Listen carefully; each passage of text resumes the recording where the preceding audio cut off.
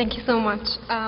First of all, one quick thing to say, which is very important before I start. I would like to thank Professor Swed, Mr. David Amram, and George Avakian for being here with me tonight. All the Center for Jazz Studies, everybody in there, because otherwise this would have not been possible. And the State University of Milan and my tutors there, because this project is part of a fellowship that I got there. So I need to thank also my university in Italy. Now, what I would like to do is, since I'm Italian and at times I screw up with language, I decided to create a PowerPoint in order to show you some of the things that I've found. Now, the quick story of my research is I've been working at the Berg collection, and I'm thanking also everybody there because they've been very patient with me, on the manuscripts that Jack Kerouac wrote on jazz that have never been published before. It's a corpus that contains everything from essays to fragments in diaries, journals, to things that were published but maybe in small magazines or magazines that were not so very well distributed or minority sort of magazines, and also essays and short stories that were hidden in personal journals but that never saw the light out of a major publication. So one of the things that I noticed is that in this corpus describes a new Kerouac, a Kerouac that is only apparent if you analyze all of the published material, and it can become clearer through the analysis of the unpublished material. Now, in the material that I've analyzed, there is something that is pretty interesting and ridiculous, which sums up what was the reaction towards Jack Kerouac and jazz in the 50s when he was writing about jazz. Now, in Escapade, Kerouac published The Birth of Bebop, and the editor who published The Birth of Bebop declared that he hadn't understood a thing about the essay, and so he wanted to have some comments from the public about it, and that they would have given $100 to the best in favor of Kerouac letter and the best against Kerouac letter. Now, as you can see, this is one of the letters that was written with regard to that Bebop essay, and as you can see on screen, in approaching Jack Kerouac's writing about jazz, it seems there is no alternative but to begin by admitting that he knows nothing about the subject. I say this with a certain sorrow and at the same time great eagerness, and so on. So really quite a negative connotations given to Kerouac. But what is even worse is that it goes on by saying, playing jazz requires technical ability, intelligence, thought, and a very special temperament. Mr. Kerouac's writing requires nothing but gall.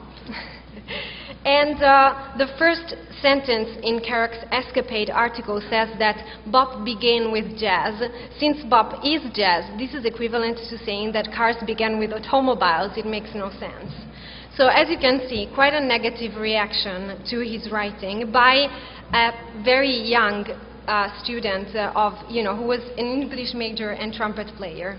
On the other hand, there were positive reactions by also musicians who understood that what Kerouac was trying to do with that article was not only creating a very historical analysis of bebop, but rather describing bebop in a way that sounded also like bebop. So this student who won the contest says, I have read The Beginning of Bop by Mr. Kerouac. I doubt that many readers who read the article seriously failed to find themselves immersed in the smooth-flowing improvisational river of this article. Perhaps one does not understand the article per se, but one does acquire a more concrete understanding of bop. And as a music student, I have had my fill of cold, factual accounts of music and its history.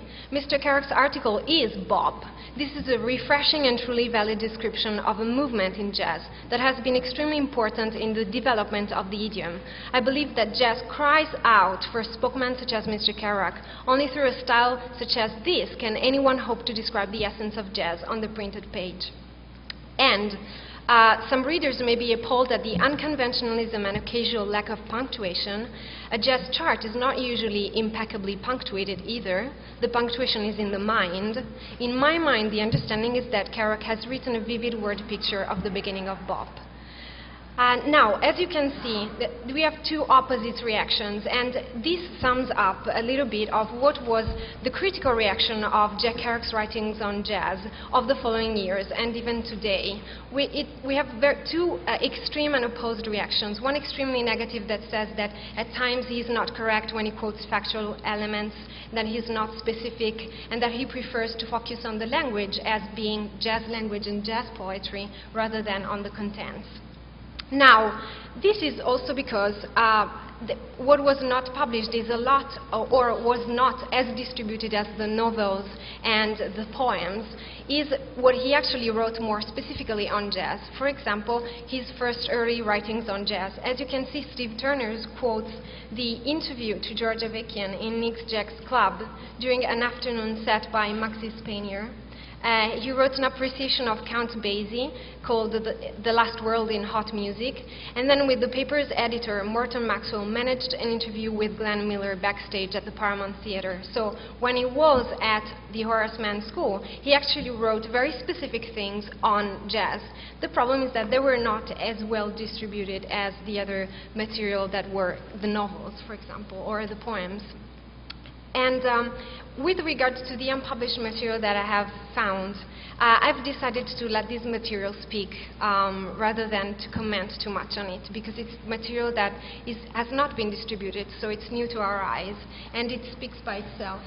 Now, in April 1947, Kerouac wrote an excerpt, an essay, entitled New Modern Progressive Jazz, the New Bebop, and he describes bebop as follows.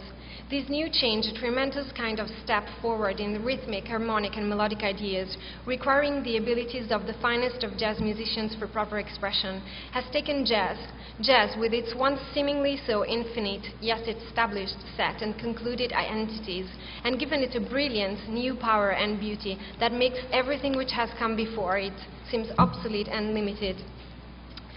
Jazz now seems, from the vantage point of today and its latest developments, to have undergone three major eras. The Dixieland first, with its 2/4 tempo and church chord idea, the Basie-Lansford-Goodman second era with its 4/4 tempo and increasing harmonic and melodic development and sophistication and subtlety of expression, and the new bebop Gillespie era, making a complete break from anything else before known, in that the rhythm, the beat, is no longer the primary vehicle of the musical idea, nor the principal impact of the expression, and harmony and melody are developed word scale. Now, we can say everything, but that this is not specific enough for the audiences that were criticizing him for talking and focusing too much about the style and the homophonies and the alliterations rather than the content. So, with regards to this, for example, he says, where is jazz going, the last section, is the question asked by those whose conception of jazz remains fixed within pre-1944 limits of rhythmic, harmonic, contrapuntal, and melodic understanding. So it does show that he had an understanding of how bebop was breaking the rules of what previously jazz was. Now, another essay that I found particularly interesting in this analysis was an essay that has never been published, dedicated to the evolution between American classical music and jazz. So, starting from the point of view that jazz could influence American classical music and turn American classical music into a form of art almost completely independent from the European forms and from the European formats of what classical music should be. Now, in this essay, he says, the whole meaning of American jazz is contained in this New Orleans event, when for the first time, rather than as a superimposition upon European classic forms, as in Dvorak, McDowell, Gilbert, American music emerged in itself, straining at the traditional forms, breaking them instantly, incredibly, and smashing forth on its own.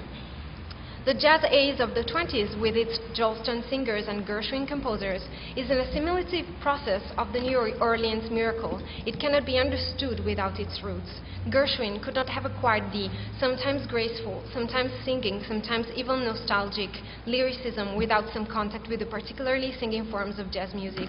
And then he goes on describing the differences of forms and of rhythms also that influenced American classical music. Again, a much more knowledgeable kind of critic that certain scholars have allowed to him to be in their analysis of Jack Kerouac's writings. Probably because also they had no access to this material, which shows a new Kerouac. Now, another element which is interesting and which luckily is more evident in the novels and is how he wanted to write with a bop prosody. Now, in his Essential of Spontaneous Prose, Kerouac says that he would like to write as a jazz musician plays, so using breath as one of the key rhythms of his writings. And he was amazing in his use of homophonies, alliterations, and rhythmical elements in the writings of the jazz sessions and excerpts of the novels. But there are some fragments of his journals that are also even more amazing from this point of view. Now, if you read and consider how this sounds, this short fragment on Dizzy Gillespie, you realize that he chose certain consonants and certain vowels, not only because they sounded cool, but because they actually sounded bop, bebop. So that name, Dizzy Gillespie, that name of the founder of the most Dionysian jazz yet, is so apt and full of destiny, for bebop is dizzy, Dionysian, and wild. Dizzy himself is a unique fellow, eager, excitable, curious, warm, and violent. He once knifed Calloway in the ass with a razor. I heard him in an interview, shy, stammering, brilliant, yearnful, fiercely excited. He has all the contradictions of a genius, not temperament, but tumultuous traits. His playing and the whole style dizzily races after ideals in a tumultuous, rhythmical frenzy, so much that rhythm is almost abolished. All you hear is the drum emphasis, while the harmony soloists race, dizzy and possess and mad, and the ideas are dizzy, the phrasing is almost unbelievably fast and subtle, dizzy. Again, it's a very emotional description that nonetheless really uses language in order to reproduce the rhythm that Dizzy Gillespie was actually playing.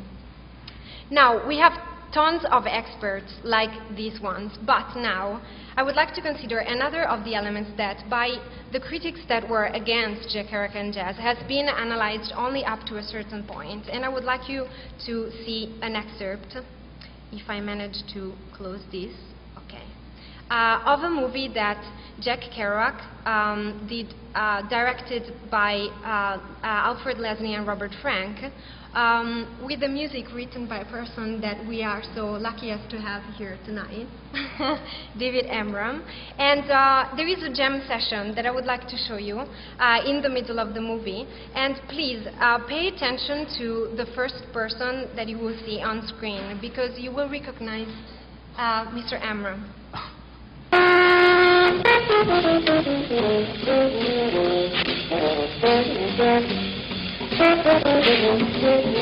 Alan sang, Bishop.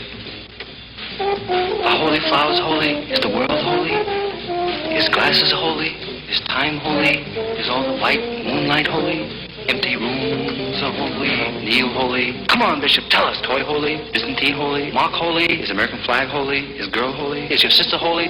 What is holy? Holy, holy, holy, holy, holy. And car holy? And light holy? Is holy holy? Are you holy?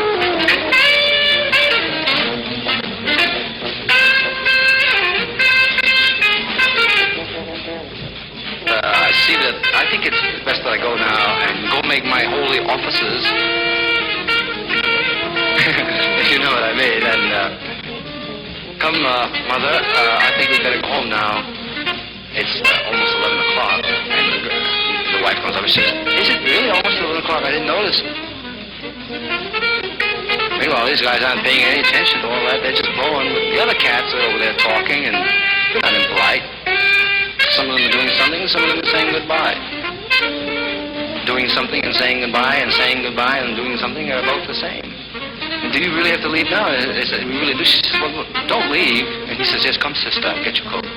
She says, I really don't want you to leave. I think we're all having a little...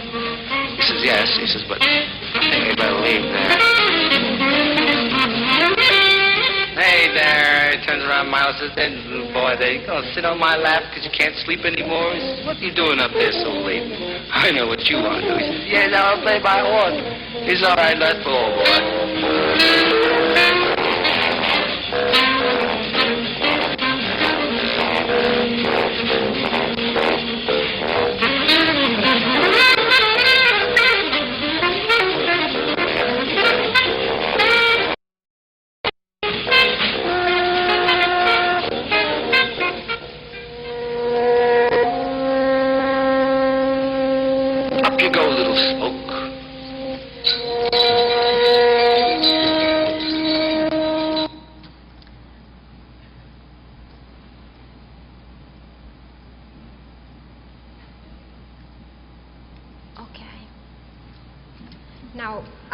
to go back to where we were, as you can see, we have Mr. Amram here, who is also in this picture, and who wrote the score for Pull My Daisy, and he helped Kerouac, who had lived and narrated the movie when it was finished in a sort of improvised jazz poetry version. So these are the words that Mr. Amram gave in an interview with Evergreen Review, basically. In the spring of 1959, the film Pull My Daisy was made.